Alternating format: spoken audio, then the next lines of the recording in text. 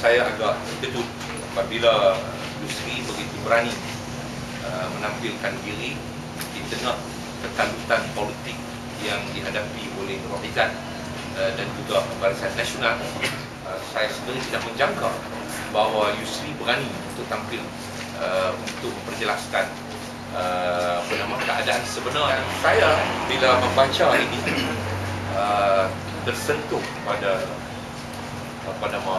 diri saya sebab saya terfikir kenapa Rohizat sanggup memberikan maklumat yang tidak betul kepada pemimpin UMNO. Saya sedih bagaimana seorang yang menjadi rakan karib demi kepentingan politik dia sanggup mengkambing hitamkan rakan.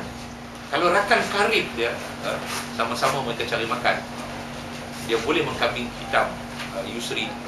Saya tidak nampak bagaimana dia boleh menjaga amanah untuk kepentingan rakyat di Permatang Pasir. Saya selaku pengarah Pilihan Raya ini mengalukan mengulur tangan dan bersedia untuk memberikan ruang seluasnya untuk beliau membersihkan nama baik dia yang tercalar akibat daripada perbuatan seorang rakan yang menikam dia daripada gerakan.